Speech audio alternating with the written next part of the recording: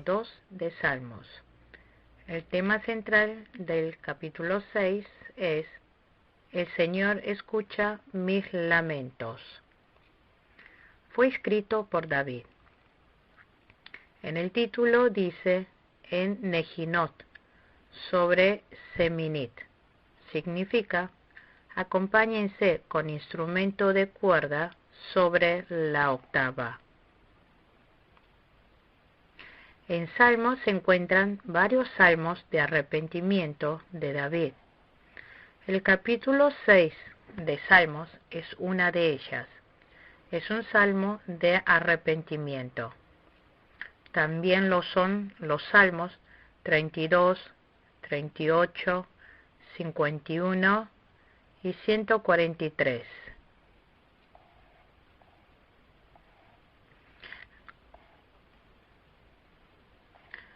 Leamos los versículos 1 al 4.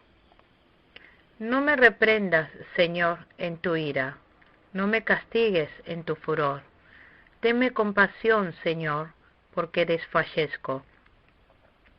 Sáname, Señor, que un frío de muerte recorre mis huesos. Angustiada está mi alma. ¿Hasta cuándo, Señor? ¿Hasta cuándo? Vuélvete, Señor, y sálvame la vida. Por tu gran amor, ponme a salvo. Dijo orando: no me reprendas, Señor, en tu ira. No me castigues en tu furor. ¿Qué clase de castigos tendrá Dios? ¿Cuál es el castigo más temible para nosotros? ¿Será la muerte? ¿Será enfermarnos? El castigo más temible es que Dios se lleve su gracia de nosotros. Que Dios nos quite su gracia es tan terrible como la muerte. ¿Quién es el fiel más infeliz? ¿Quién es el que recibe castigo? Es el que no recibe gracia de Dios. Como Dios castiga, el cuerpo desfallece.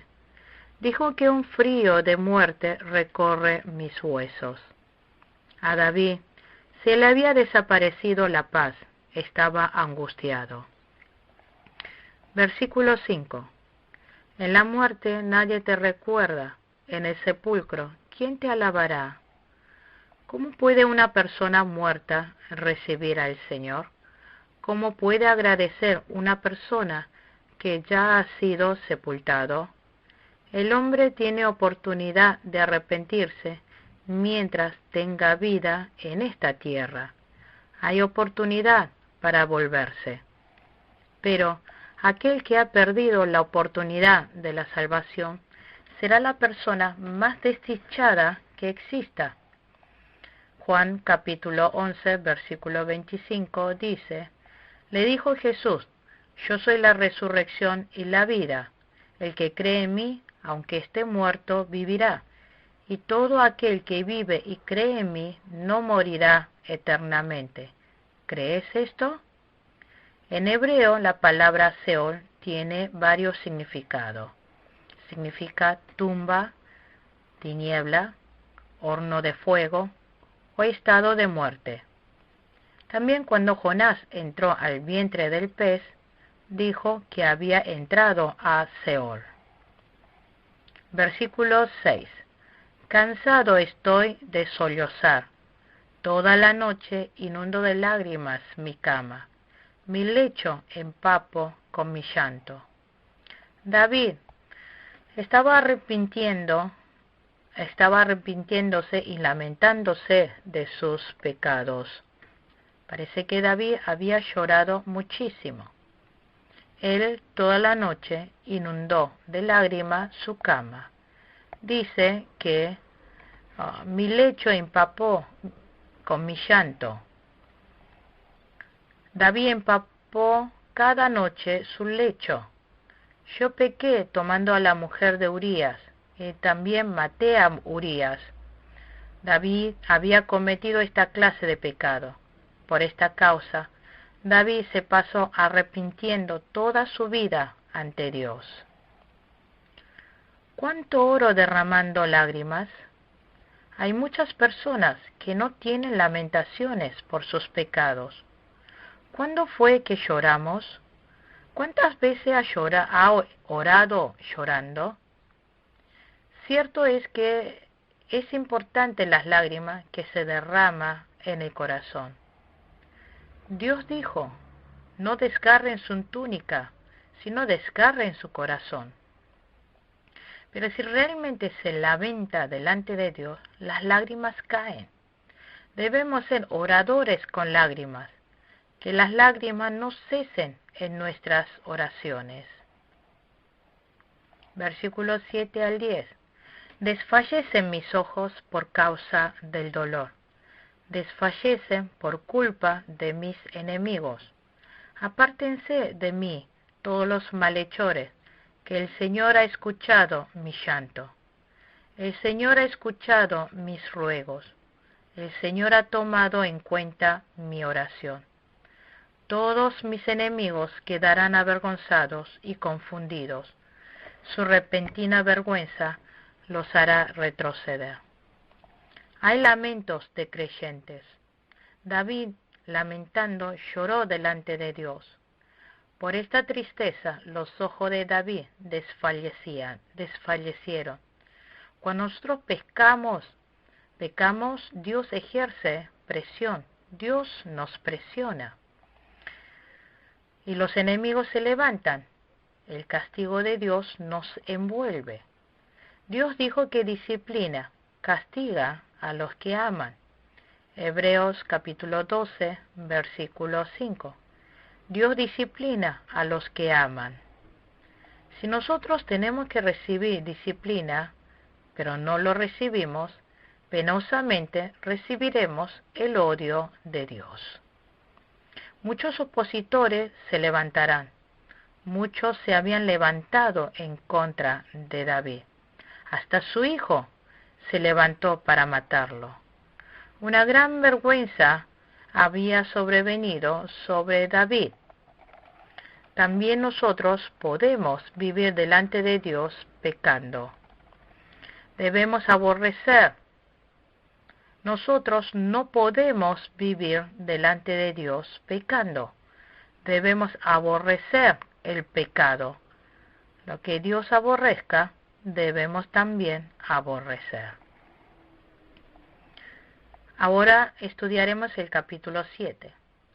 El tema central del capítulo 7 es: Dios es un juez justo. Dios se prende en ira y juzga. David compuso este tema. En el título dice que Cus, el benjaminita, se rebeló contra David. Saúl fue de la tribu de Benjamín. Hubo muchas personas que fueron a acusar a David continuamente ante el rey Saúl.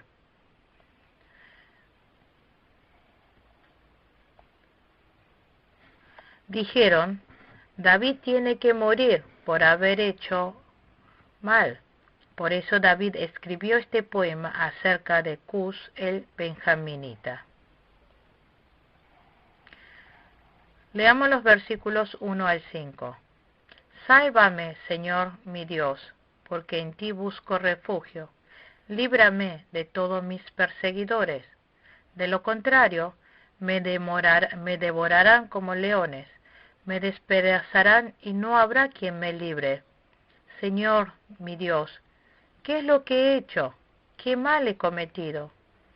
Si le he hecho daño a mi amigo, si he despojado sin razón al que me oprime, entonces que mi enemigo me persiga y me alcance, que me haga morder el polvo y arrastre mi honra por los suelos. Dijo, porque en ti busco refugio. Que se refugie en Dios tiene dos significados. Primero, significa que depende de Dios. Otro es, solo se vive con la ayuda de Dios. Hay personas que dependen de Dios.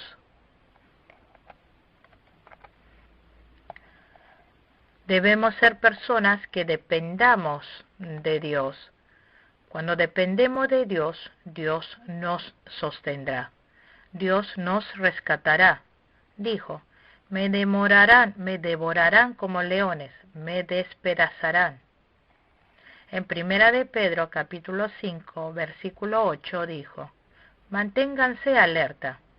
Su enemigo, el diablo, ronda como el león rugiente, buscando a quien devorar. El diablo no puede mandarnos al infierno, pero sí puede traernos grandes pérdidas. En los versículos 3 al 5 está hablando David. Si uno ha hecho mal, se merece recibir el castigo de Dios. Si tengo pecado en mis manos, merezco el castigo. Si he pagado con mal a alguien amistoso, se merece el castigo. Si ha hurtado, es merecedor de castigo. Pero David no tenía estas clases de pecados. David había vivido por fe. A David había sobrevenido cosas injustas, pero estaba soportándolo muy bien con paciencia. En la Biblia no se mencionan muchas palabras quejosas de David. Saúl fue el rey que servía. Saúl era el rey que servía. También fue su suegro. David fue general de Israel. Había levantado honor matando a Goliat. Pero Saúl quiso matar a David. Casi lo estuvo persiguiendo durante 10 años para matarlo. Saúl había formado un ejército especial para matar a David. Aún así, David no odió a Dios. David no odió al rey Saúl. David oró a Dios y le suplicó. Versículos 6 al 10. Levántate, Señor, en tu ira. Enfréntate al furor de mis enemigos. Despierta, oh Dios, e imparte justicia. Que en torno tuyo se reúnan los pueblos. Reina sobre ellos desde lo alto. El Señor juzgará a los pueblos. Júzgame, Señor, conforme a mi justicia. Págame conforme a mi inocencia. Dios justo, que examinas mente y corazón, acaba con la maldad de los malvados y mantén firme al que es justo. Mi escudo está en Dios, que salva a los de corazón recto. David está orando. Levántate, Señor, en tu ira. Le pide que enfrente al furor de sus enemigos y los detenga. Nosotros podremos recibir protección si Dios detiene a los enemigos. Yo puedo vivir si Dios me cuida. En el versículo 8 dijo, págame conforme a mi inocencia. Esta inocencia habla de la integridad de David. Significa que según su conciencia no ha hecho nada malo delante de Dios. Por eso, David le está pidiendo a Dios que le ayude. En el versículo 9 dijo, Dios justo, que examinas mente y corazón. Dios examina muy bien nuestra mente y corazón. Dios escudriñe muy profundamente toda artimaña escondida, toda voluntad oculta. En el versículo 10 dijo que Dios es nuestro escudo. No hay otro más que Dios quien pueda rescatarnos. Si Dios no me ayuda, no hay nadie que pueda ayudarme. ¿No deberíamos nosotros también hacer esa clase de oración? Versículo 11. Dios es un juez justo, un Dios que en todo tiempo manifiesta su enojo. Dios es juez, que en todo tiempo manifiesta su enojo. Dios juzgará con respecto al pecado. Juzga todo el tiempo manifiesta su enojo. Dios aborrece el pecado. Dios reprende el pecado todo el tiempo, continuamente. Versículo 12 al 13, leamos. Si el malvado no se arrepiente, Dios afilará la espada y tensará el arco. Ya ha preparado sus mortíferas armas, ya tiene listas sus llameantes saetas. Si las personas no se arrepienten, Dios afilará la espada. Dios ya ha preparado sus mortíferas armas, ya tiene listas sus llameantes saetas. Nosotros tenemos tiempo para arrepentirnos. Antes de que se nos pase esa oportunidad, debemos arrepentirnos. Tenemos tiempo para recibir gracia, pero también tenemos oportunidad para arrepentirnos. Dios tiene afilado la espada. No nos estamos dando cuenta de cuán terrible es esta palabra. Los malvados dan a luz la maldad, pero Dios juzgará con certeza a los malvados. Versículo 14 al 16. Miren al preñado de maldad, concibió iniquidad y parirá mentira. Cavó una fosa y la ahondó, y en esa misma fosa caerá. Su iniquidad se volverá contra él, su violencia recaerá sobre su cabeza.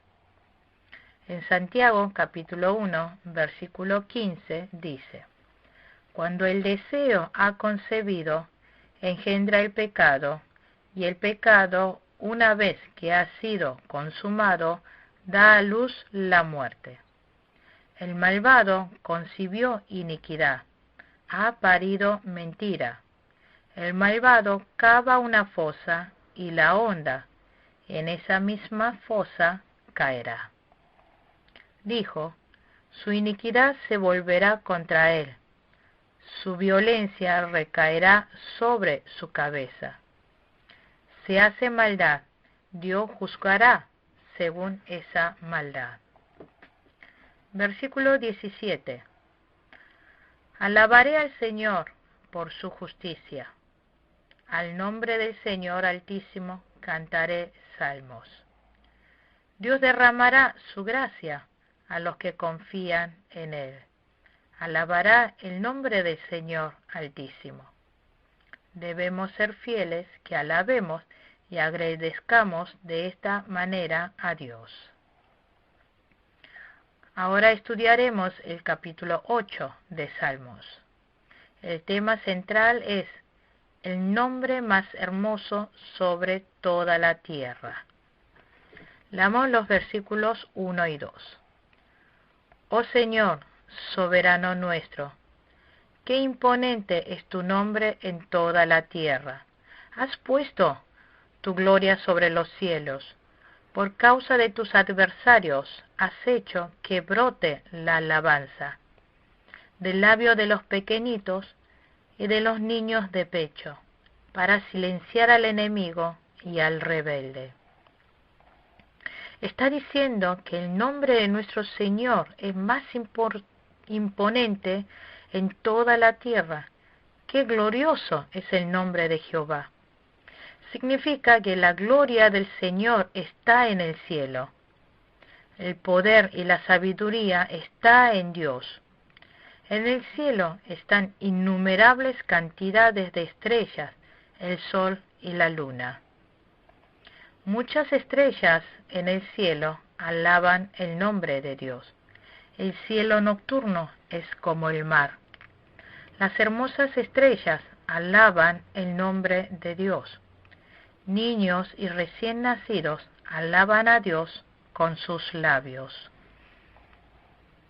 Niños y recién nacidos se refieren a gente que no son atractivos. Se refiere a nosotros. Aunque no sean personas muy especiales, ellos alaban a Dios. Dios, por medio de personas insignificantes, calla a los enemigos. En Mateo capítulo 11, versículo 25, dijo que lo ocultaba de gente sabia e inteligentes. En Primera de Corintios capítulo 1, versículo 27, pero Dios escogió lo insensato del mundo para avergonzar a los sabios, y escogió lo débil del mundo para avergonzar a los poderosos. Dios pelea contra los enemigos y rebeldes. No debemos hacer enemigos. Significa que debemos dejar en las manos de Dios la venganza. Versículo 3 al 4. Cuando contemplo tus cielos, obra de tus dedos, la luna y las estrellas que allí fijaste, me pregunto, ¿qué es el hombre para que en él pienses? ¿Qué es el ser humano para que lo tomes en cuenta? Está el precioso cielo que Dios creó. El sol, la luna y las estrellas, cada uno tiene sus órbitas. En Juan capítulo 1, versículo 1, dice que Dios los creó con su palabra. ¿Cómo somos nosotros los humanos? En Santiago capítulo 4, versículo 14 dice que la vida del hombre es como una neblina, está por un momento y desaparece. En Isaías capítulo 40, versículo 6 dijo que es como la hierba. Dijo que es el hombre para que en él pienses. Todos somos pecadores. Dios derramó al hombre su amor incondicional. Seamos personas que vivamos siempre por fe, conmovidos por ese amor. Versículos 5 al 8. Pues lo hiciste poco menos que un Dios, y lo coronaste de gloria y de honra, y lo entronaste sobre la obra de tus manos, todo lo sometiste a su dominio. Todas las ovejas, todos los bueyes, todos los animales del campo, las aves del cielo, los peces del mar, y todo lo que surca los senderos del mar. Dijo que hizo al hombre menos que un ángel, menos que un Dios. En algunas versiones dice ángel y en otras lo dice como en el original, Dios. Esto tiene dos significados. Está diciendo que vino a habitar en medio nuestro Jesucristo, Dios. Jesús vino a buscarnos encarnado en cuerpo mortal, dejando toda la gloria y poder. Hebreos capítulo 2, versículo 5. Está diciendo que Jesús en su cuerpo mortal murió clavado en la cruz. El Señor aprendió la obediencia por medio del sufrimiento. Segundo, está diciendo que Cristo vendrá y recibirá la gloria que se merece. Cristo fue menos que un ángel, pero recibió la gloria y la honra, porque Jesús cumplió con todo el llamado que agradaba a Dios. El Señor perfeccionó la salvación de Dios. Dios glorificó a Jesús. Dios le entregó a Jesús la autoridad de poder gobernar toda la creación. Al hombre le dio que gobernara a todos los animales. También le dio autoridad para gobernar a las aves del cielo y a los peces del mar. ¿Quién puede gobernar mejor? Aquel que ha descubierto a Dios, aquel que comprende a Dios. Los creyentes de Jesús deben ser políticos y grandes líderes, porque ellos gobernarían bien. En Romanos capítulo 8, versículo 22, dijo que la creación gime por la humanidad. En 1 Corintios capítulo 3, versículo 21, dijo que todo era de ustedes. Dijo, gobiernen y enseñoreen, que los conquisten. Nosotros debemos conquistar al mundo con la fe. Versículo 9. Oh Señor, soberano nuestro, qué imponente es tu nombre en toda la tierra. Lo más glorioso es el nombre de Dios. No hay nada con que pueda cambiarlo ni compararlo. Cada vez que clamemos el nombre de Dios, debemos recordarlo. Nuestro Dios es digno de merecer toda la gloria y alabanza. Ahora estudiaremos el capítulo 9 de Salmos. El tema central del capítulo 9 es: confiamos en el Señor justo. Dios es un justo Dios, por eso juzgará con justicia. Este es un salmo de David. En el título dijo Mut Laben. Significa, sígase la tonada de la muerte del hijo. Es un cántico que David escribió acerca de la muerte de un enemigo.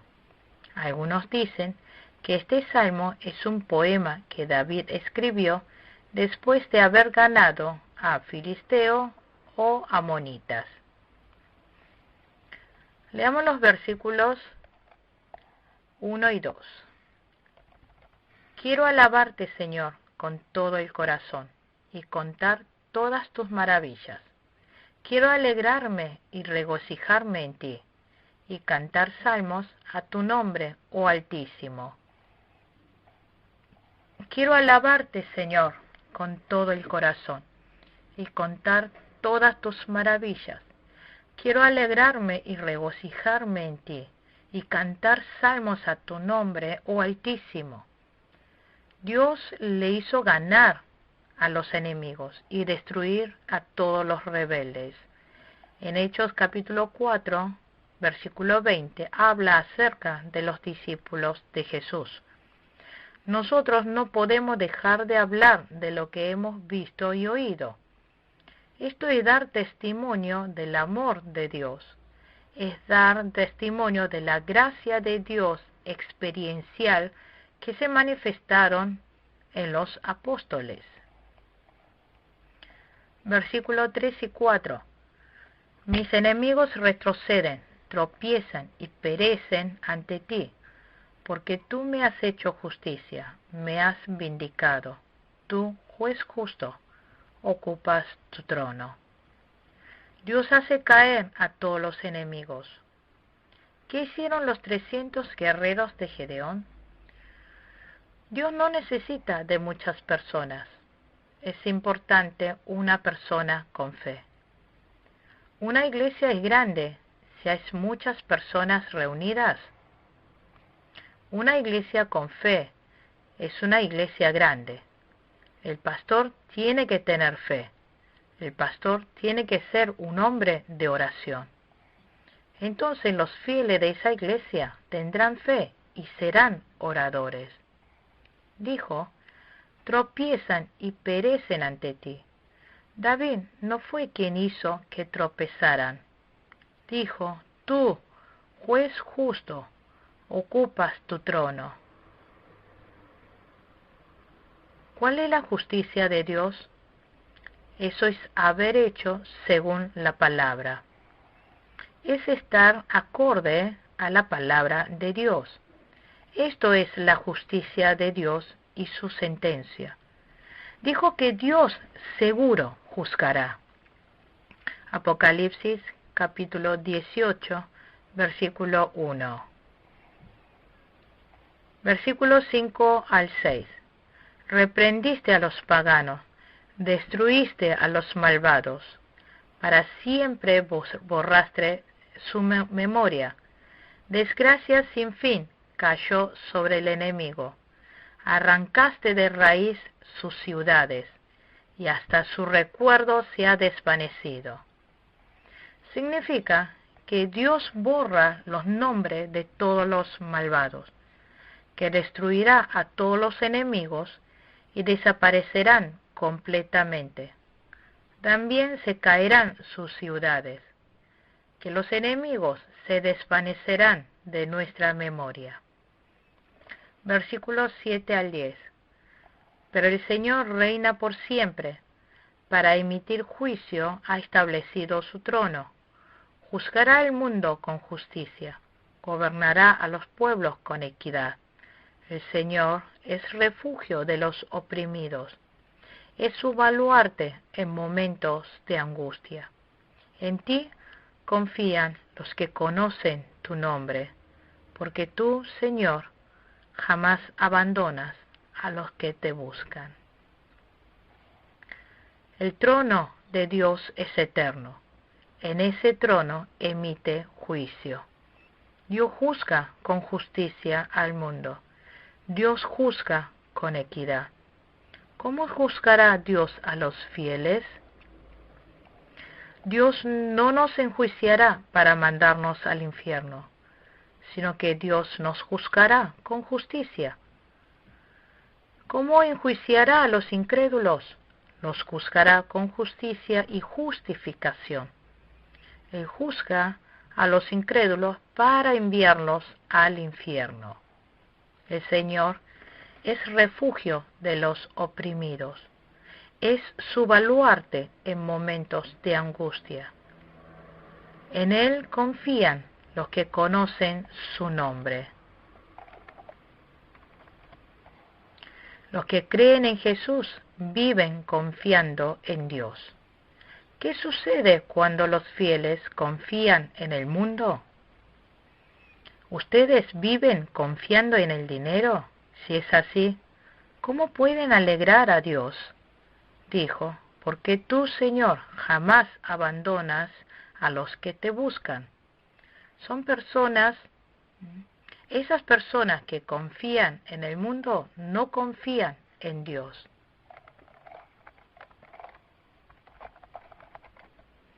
En Isaías capítulo 40 habla de las personas que esperan en Dios. A ellos Dios le da una nueva fuerza. Debemos recibir esa nueva fuerza.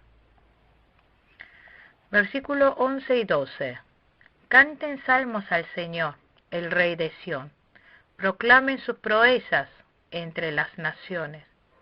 El vengador de los inocentes se acuerda de ellos. No pasa por alto el clamor de los afligidos. Dijo que Dios está en Sión. Sión se refiere al mundo de fe, es decir, al mundo espiritual. Nosotros debemos esperar y alabar a Dios. Es el Dios que salva, es el vengador de los inocentes. Escucha el clamor de los afligidos. En 1 Samuel capítulo 1, versículo 15, Ana oró vomitando el corazón a Dios. Hubo lamentos en su corazón. ¿Por qué cosa lamentamos? ¿Nos lamentamos por la pobreza? ¿Nos lamentamos por la enfermedad? Dios, ¿qué clase de lamentos se alegrará? Nosotros necesitamos lamentarnos por los pecados. Versículo 13 al 14. Ten compasión de mí, Señor. Mira cómo me afligen los que me odian. Sácame de las puertas de la muerte, para que en las puertas de Jerusalén proclame tus alabanzas y me regocije en tu salvación. Dios nos saca de las puertas de la muerte. Salmos capítulo 23, versículo 4. Andamos por valle de sombra y de la muerte. Pasamos por medio de la tribulación y aflicción. Hay fieles que pasan por el mundo como en un desierto. En ese momento, Dios está con nosotros. Su vara y su cayado nos cuida. Están la vara y el cayado del Señor. El cayado se usa para sacar del pozo a la oveja caída. Simboliza la mano de Dios, la mano de ayuda de Dios. La vara, ¿cómo se usa? Lo usa para pegar cuando haya pecado. Nos guía por el camino correcto. Es Dios quien nos saca de las puertas de la muerte. Dios mira cómo me afligen los que me odian. Nos irá bien si Dios nos ayuda. Proclame tus alabanzas y me regocije en tu salvación. Versículo 15 al 16. Han caído los paganos en la fosa que han cavado. Sus pies quedaron atrapados en la red que ellos mismos escondieron. Al Señor se le conoce porque imparte justicia. El malvado cae en la trampa que él mismo tendió. En Salmos capítulo 7, versículo 15 dijo que cae en el mismo pozo que cavó, que se enganchará en la misma red que ha tejido. El juicio de Dios siempre se llevará a cabo. También la salvación para aquellos que confían en Dios. Versículo 17 al 18.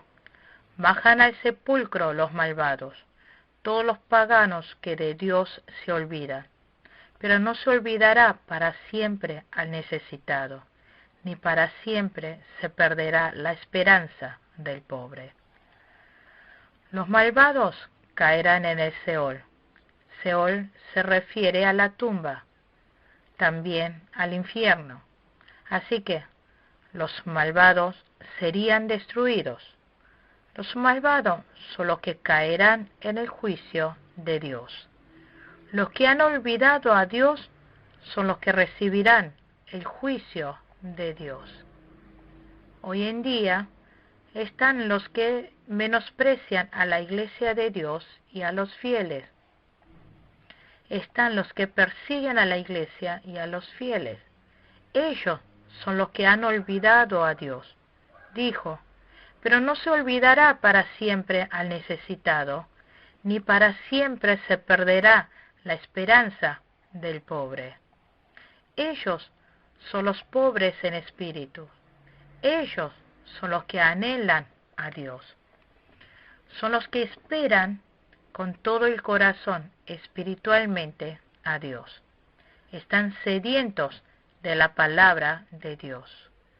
Nosotros debemos ser personas que anhelemos a Dios. ¿Qué es lo más importante para nosotros? A la gente le gusta el dinero. ¿Habrá gente que no le guste el dinero? ¿Para qué deben vivir los fieles? Hay quienes les gusta tener honor y gloria. Ellos hasta desechan a su familia.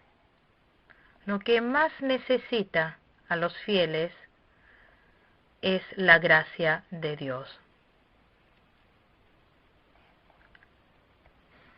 Lo que más necesitan los fieles es la gracia de Dios. La gracia, primeramente, es la gracia de la palabra de Dios.